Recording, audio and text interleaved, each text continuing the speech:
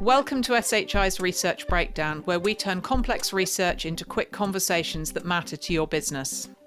Today's conversation draws on Dune's Inside Access research report, CISOs on the Emerging Threats Redefining Human Cyber Risk, which featured in the October 17th issue of the Research Roundup LinkedIn newsletter. For this report, Dune surveyed CISOs and analysed data from hundreds of thousands of user simulations to identify compelling data points that highlight how woefully underprepared organisations are for the increasing volume and sophistication of AI-enabled social engineering attacks. The authors also provide analysis, insights and advice in this comprehensive 38-page report. I'm Victoria Barber. I head up the Strategic Insights function here at SHI. And once again, I have my field CISO colleague, Brad Bowers, with me. And today we're joined by David Delapelle, CEO of Dune Security, to discuss how phishing has evolved faster than awareness training. So David, can you give us some examples of how social engineering attacks are changing? And what does this mean for enterprise defense? Yeah, Victoria, thank you so much for having me, first of all. And I think at a high level, it makes sense to kind of zoom out here. You know, we've had many different technological revolutions and innovations that have happened over time, you know, really going back to the Industrial Revolution. But this one feels a little bit different. The AI is just moving at lightning pace, right? I think overall the trend is the technology is moving so fast that, you know, CISOs are trying to figure out how to catch up, right? And how to defend against new types of threats. Let's dive a little deeper here and let's answer your question more directly. How are social engineering attacks changing? I think the first one to think about is the old school form of phishing, right? Which was a phishing message that was sent to, you know, thousands of employees, and maybe it was the same message sent to a variety of employees at once is totally changing. Attackers, with the assistance of AI, can now take in open source intelligence data and send thousands of messages that are completely specific to every employee in the company. We call that AI spear phishing. So AI spear phishing, or AI personalized emails, what our data found was that it's 3 times more likely to drive interaction and failure on the point of the employee than legacy phishing. And so this is something that's really top of mind. And phishing does remain the top concern for 85% of CISOs. And organizations do seem, you know, like they're really focusing on the email security and the email vector. But these phishing attacks have really modernized, right? So there's no more of this spray and pray. It's really targeted, hyper-personalized at scale. And, you know, phishing has changed a lot, and it remains the prevalent form of attack, but it's not the only attack. We're seeing multi-channel, omni-channel attacks, deepfake voice clone, phishing attacks through the phone. We're seeing deepfake video. Attackers are sometimes able to join Microsoft Teams or Zoom calls, or even just send video messages or voice messages.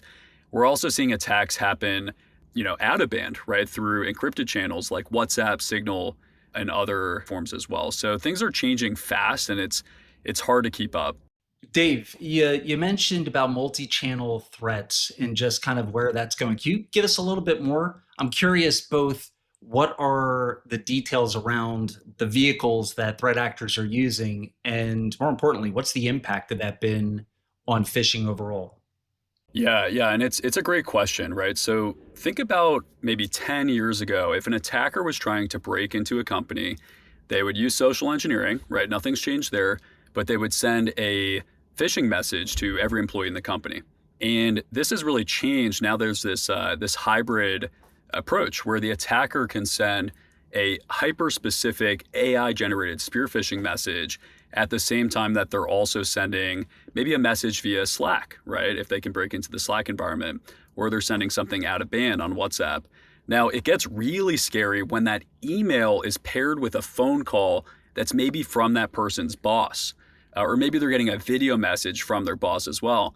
Of course, it's not really their boss. It's a hybrid attack that's coming in from every angle, and it's all geared towards the same exact attack. So we call that a hybrid attack, and that's something that's probably the most sophisticated type of attack today, and it's used to break into really high value targets, maybe executives at companies, or employees who are in very high business impact roles. And so just touching on the data there, Brad, what we've seen is that 0% of CISOs are actively defending against social engineering on encrypted or informal apps like Slack, Teams, WhatsApp, Signal, even though 64% acknowledge that they've been attacked on those encrypted or informal apps. So it's kind of a really big imbalance right now, and it's becoming much easier to launch these hybrid attacks, and organizations need to start defending against them. Yeah, I have my thoughts as to why that is, why it's less of a focus or not even on the radar screen today. But I'm really curious what your thoughts are as well. From my perspective, I think it is in part technology hasn't caught up to being able to have enterprise level visibility into the solutions. And I know that one of the ones that you had mentioned, like WhatsApp, is got 200 million businesses leveraging it. So clearly it's being leveraged for the corporate use. I think it's just one of those things where their focus is in other areas, or they're thinking that, well, I have some training and awareness components to my practice today, and I'm working on things that may help mitigate that risk. Maybe they're moving towards passwordless, maybe they're moving in other directions and thinking that it's not going to bite them. So, what are your thoughts about just the maturity today of the cyber practices to be able to see into these multi-channel type solutions? There's a bit of a cultural issue here where the CISOs think, okay, this is not my domain. If it's happening on the personal phone, it's kind of it's out of band. It's not in the approved corporate communication channels, so we don't have to defend it. So that's one piece. I think the second piece, to your point, there hasn't really been a good technology that can red team and test on these encrypted channels, and then really quantify the risk that way and find who is maybe complicit, who have denied attacks, who's just not engaging generally with these types of attacks. So I think that's probably the second reason, is like tooling. But yeah, I think that the third piece is, sometimes it depends on the CISO, but some CISOs there's so many different challenges and they can only prioritize so many. And so what we found is that with our encrypted channel defense and with our red teaming technology on the encrypted channels, it's really only when it's that hair on fire and it becomes that top 5 issue for them, usually after some sort of event or breach, which may or may not have led to financial impact. That's when they call us. Now, I'm curious. I want to hear kind of how do you think things are moving forward? What does the future look like? Not only for this area of awareness training and support from a phishing perspective, but how do you see it kind of merging all together with the changes that we've talked about through AI, through the tactic changes that we're seeing from the threat actors and using multi-channel? What's the future, David?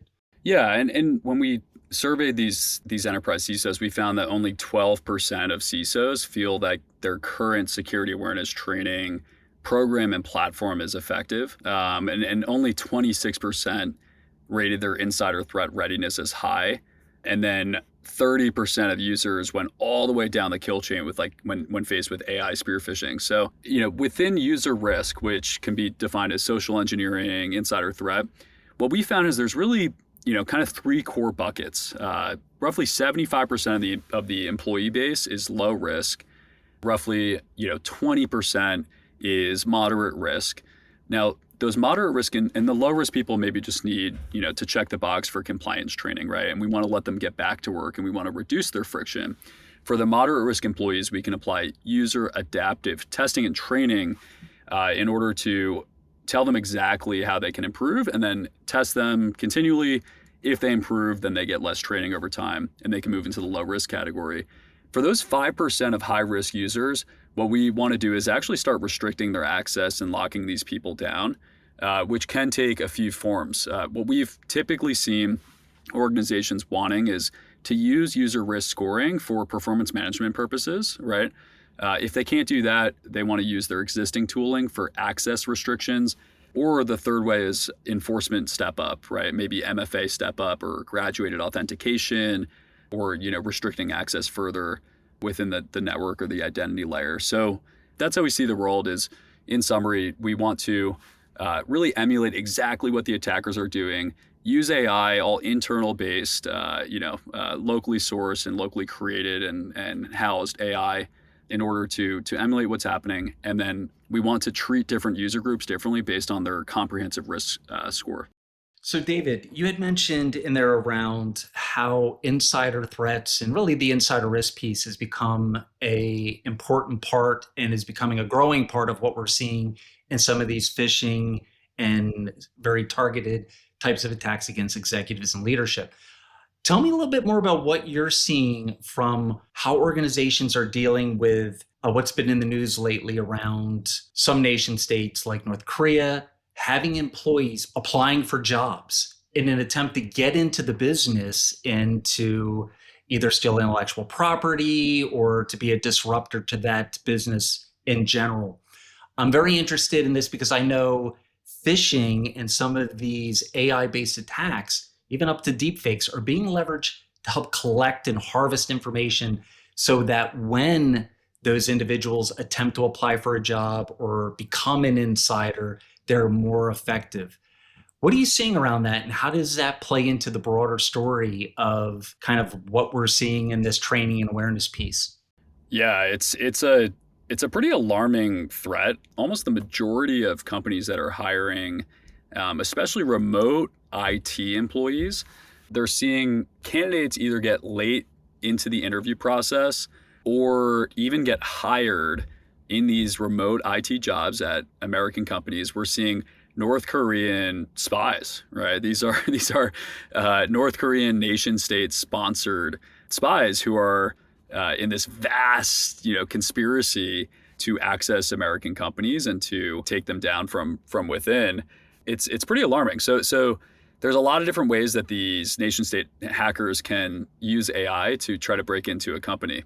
If they can use deepfakes and actually put a deepfake live in a Zoom call, right? If the Zoom call is like the last interview step, maybe they can do a deepfake of themselves. It's a really scary thing, but it's not just limited to deepfakes, which I think deepfakes are kind of like the sexiest example, but it's still not happening as frequently as just the attackers using AI to answer questions during an interview, right? It's a really scary problem, and yeah, I think people just aren't really aware that someone who is applying to a job might not be who they say they are, and then the attackers have people in the US who are collecting the laptop, and they're like tunneling into the laptop from North Korea through like some sort of sophisticated VPN or something like that. So it's definitely like top of mind for, I would say, most, Fortune 1000 companies right now and CISOs. Yeah, I mean, certainly, we can see the level of professionalism in cybercrime is clearly increasing, and that means we have got to up our game. And, the roadmap. These people are planning, they're planning the future, and we've got to bear that in mind. It's not just random, it's not just ad hoc, it is very clearly planned and organized. And this is a marketplace now, it's a market. Well, I know in my old days of working with the FBI, there was a whole piece where we tracked the ecosystem of threat actors and just cyber criminals.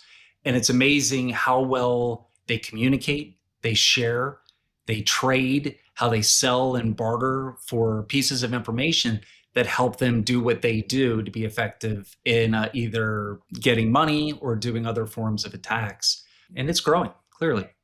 So if these criminals are collaborating and working together to be successful, does that mean we as industry professionals need to be working together more and collaborating and sharing knowledge and not worrying so much about, am I helping one of my competitors with their cybersecurity, but thinking about the bigger picture, which is we need to work together if we're going to slow down what is appearing to be a very successful industry. Looking at some of the numbers, it's an extremely successful industry.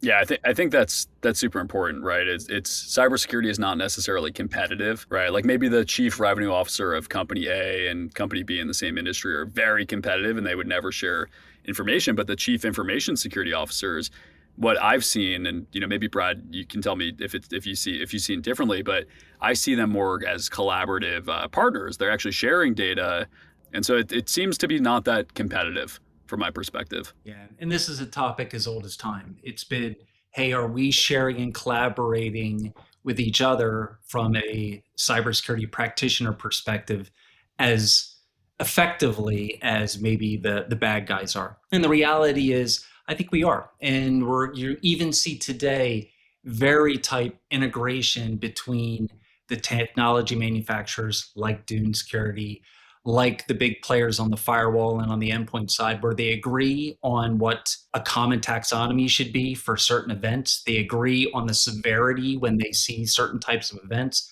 I think across the board, that just makes us stronger. Thank you both so much for joining us. It's been another very insightful discussion. I'd really encourage all of our listeners to read the full Inside Access findings for deeper insight into user layer defense. But there's been so much to unpack here, and that detail really does spark a lot of ideas. And I think people can use it to start their own conversations internally and really work through some of these concerns. So thank you also to our listeners. You can find more episodes of the Research Breakdown wherever you get your podcasts, and you can sign up for the Research Roundup on SHI's LinkedIn page. SHI Media, you heard it here.